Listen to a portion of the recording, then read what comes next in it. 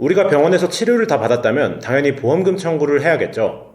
그런데 보험금 청구를 바로 하면 안 좋다, 이런 얘기를 들어본 분들은 고민이 크실 거예요. 오늘은 바로 보험금 청구를 어떻게 해야, 언제 해야 손해보지 않는지 확인해 보도록 하겠습니다. 우선 지난번 실비 청구 영상에서도 언급했지만 보험금 청구 시 가능한 돈을 안 들이고 꼭 필요한 서류를 떼기 위해서는 진료비 영수증과 진료비 세부내역서가 중요하다고 말씀드렸죠. 따로 비용이 들지도 않고 웬만한 청구권에는 이 두 서류에 보험금 청구서만 있어도 지급이 가능합니다.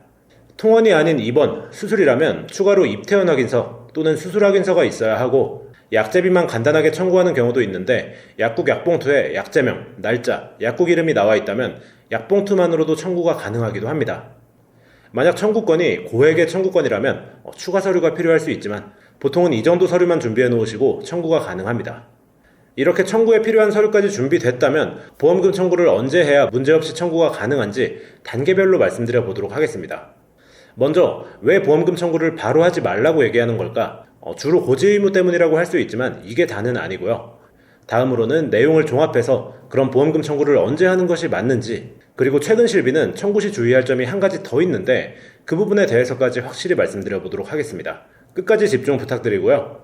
가장 먼저 보험금 청구 바로 하면 안 된다, 이런 얘기 나오는 이유가 뭘까요? 가장 큰 이유를 먼저 말씀드려 보면 보험금 청구, 실비보험이나 진단비, 수술비, 운전자 보험 할 것 없이 청구를 하려면 보험금 청구서를 작성해야 합니다. 여기에 우리 주민번호나 주소, 이런 개인정보가 들어가죠. 이 정보는 청구 이력으로 남고 손해보험 사건, 생명보험 사건, A 사건, B 사건 전부 조회가 가능합니다.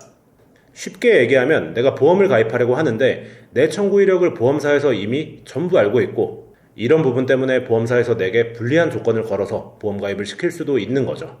우리가 보험금 청구를 할 수 있는 기간은 지급 사유가 발생한 날로부터 3년인데요. 서류만 준비해 둔다면 1년 전 치료든 2년 전 치료든 청구할 수 있습니다. 이 자료를 보시면 조금 더 쉽게 이해할 수 있을 텐데요. 보험 상품 중에서 가장 많은 분들이 가입하시는 건강체 상품의 알릴 의무 사항입니다. 건강한 분들이 가입하시는 플랜인 만큼 가격이 저렴하고 고지사항은 깐깐하죠. 3개월 내에 진단이나 치료, 질병 의심 소견이 있었는지, 1년 내에 추가 검사 이력이 있었는지, 5년 내 입원 수술 또는 동일한 치료를 7일 이상 받거나 30일 이상 동일한 약을 복용했다면 반드시 고지해야 할 고지 대상입니다. 이거 너무 깐깐한 거 아닌가 할 수 있지만 완화된 고지사항을 원한다면 좀 더 비싼 유병자 보험으로 가입해야 합니다.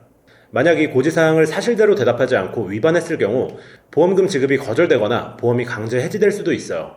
그런데 만약 내가 보험 가입을 하려고 이 고지사항을 체크해봤더니 나는 2년 전에 검사 몇 번 받았었는데 1년 이내엔 해당 사항이 없고, 6개월 전에 약을 일주일치 정도 처방받았으니까 3개월 내 치료에도 5년 내 30일 이상 약 복용에도 해당하지 않죠.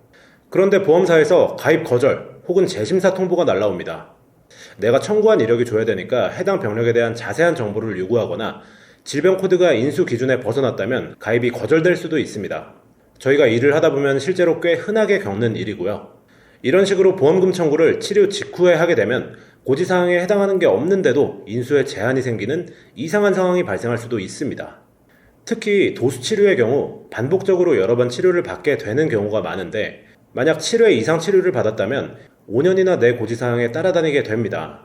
그게 아니라 한두 번만 받았다고 하더라도 보험사 심사에서 까다롭게 보는 경향이 있으니까 보험 가입 계획이 있으시다면 청구를 미루거나 하지 않으시는 게 오히려 득이 될 가능성이 있습니다. 다음으로 그럼 보험금 청구를 언제, 어떻게 해야 하는 걸까요? 답은 정말 쉽습니다. 아까 315 고지사항을 다시 한번 볼게요. 편하게 해당되는 항목을 보시면 됩니다. 만약 내가 치료받을 때 입원 또는 수술을 했다면 3번, 5년 내 알릴 의무에 걸리죠. 이런 경우엔 청구를 안 해도 어차피 고지 대상이니까 치료 후 바로 청구를 하시면 됩니다. 반면 이번 1년 내 추가검사 재검사 또는 1번 3개월 내 치료 이력, 여기까지는 고지사항에 해당이 되더라도 고지사항에 벗어나길 기다렸다가 가입하는 게 가능한 기간이에요. 만약 작년에 두통으로 검사를 받았는데 원인을 찾지 못하고 상태가 호전돼서 더 이상 병원을 가지 않았어요. 이런 상세불명 또는 원인불명의 두통은 보험사가 심사 과정에서 굉장히 까다롭게 보는 병력 중 하나입니다. 하지만 청구 이력만 없다면 1년이 지나는 순간 아무 문제 없이 보험 가입이 가능한 거예요. 그리고 아까 청구가 몇 년까지 가능하다고 말씀드렸죠? 3년이었죠. 무사히 가입한 이후에 청구를 하면 되는 거고 고지 의무도 성실히 지켰기 때문에 전혀 문제될 게 없습니다. 물론 이 외에 보험 가입 계획이 없는 경우라면 그냥 마음 편히 청구하셔도 무방합니다. 최근에 실비를 4세대로 전환하시는 분들이 굉장히 많이 늘어났습니다. 보장이 줄어든 대신 가격이 상당히 저렴해진 것도 있고 지금 또 전환 시 50% 할인 혜택까지 있죠. 참고로 소식을 듣지 못한 분들을 위해 말씀드리자면 2023년 말까지 50% 할인 혜택이 연장됐습니다. 이 저렴하다는 점이 최고의 장점인 4세대 실비지만 몇 가지 치명적인 단점들도 있는데요. 그 단점 중 하나가 바로 할증이고 이 부분 때문에 청구 시 주의사항이 한 가지 더 생깁니다. 자세히 알아보면 먼저 비급여 청구가 아예 없는 경우 할인을 받게 됩니다. 할증이 아니라 할인인 거죠. 이 할인율은 5%에서 크게 벗어나진 않을 것으로 보이고요.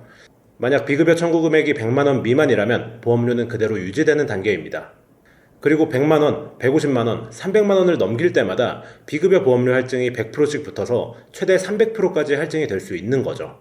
이 할증에 대한 부분을 잘 계산하셔야 하는 게 할증 기준치가 100만원인데 내가 딱 100만 5천원치 청구를 해서 할증이 되면 억울하잖아요. 딱 한 건 만원 정도만 덜 청구하셨어도 할증을 피할 수 있었던 거예요. 이 할증은 연간 청구 금액을 보기 때문에 내가 만약 7월 1일에 보험 가입을 했다면 이듬해 6월 30일까지 총 비급여 청구 금액을 뽑아보시면 되는 겁니다. 되도록이면 할증이 붙지 않도록 이 비급여 청구 금액을 정확히 확인해 보셔야 하겠고요. 그리고 4세대 실비 얘기가 나온 김에 하나 더, 혹시 이 할증 때문에 전환을 망설이는 분들이 계신가요? 물론 이 할증이 걱정되실 수는 있어요. 하지만 통계를 보면 보험금 청구를 많이 열심히 하는 분들의 비율이 생각보다 적습니다. 전체 가입자 중 할증 대상자 비율을 3세대 실비 기준으로 예측한 자료를 가지고 와 봤습니다. 금융위원회의 보도자료고요. 보시면 전체 가입자의 72.9%는 할증이 아니라 할인 대상자죠. 즉 이렇게나 많은 사람들이 비급여 청구를 아예 하지 않는다는 얘기예요.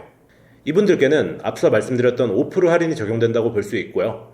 이 5% 할인뿐만이 아니라 4세대 실비에는 무사고자 할인이라는 게 또 있는데 직전 2년간 보험금 지급 실적이 아예 없는 경우 10% 할인을 추가로 해줍니다.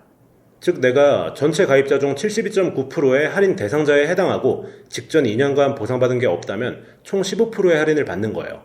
가입자의 72.9%가 할인 대상이라면 할증 대상은 몇 %일까요? 나머지 27.1%의 사람들은 할증이 되는 걸까요? 아닙니다. 27.1% 중 25.3%는 또 할인도 할증도 아닌 그대로 보험료가 유지되는 분들이에요. 그럼 72.9% 더하기 25.3%, 98.2%죠. 즉 할증 대상자는 전체 가입자의 1.8% 수준밖에 안 되는 겁니다. 물론 아직은 할증 제도가 시작된 게 아니기 때문에 3세대 실비를 기준으로 한 시뮬레이션 결과지만 이 정도 비율에서 엄청나게 크게 달라질 거라는 생각이 들지는 않고요. 100명 중 98명, 즉 여러분 대부분은 적어도 할증 때문에 전환을 미룰 필요는 없어 보입니다. 오늘 드린 여러가지 이야기를 좀 요약을 해보자면 보험 가입 계획이 없으시다면 보험금 청구를 마음 편히 하셔도 되고요. 하지만 혹시나 보험 가입할 일이 있다면 또는 있을 것 같다면 괜히 청구 이력 때문에 손해보는 경우가 있으니까 기다렸다 청구하시거나 아예 하지 않는 것이 유리한 경우도 있다.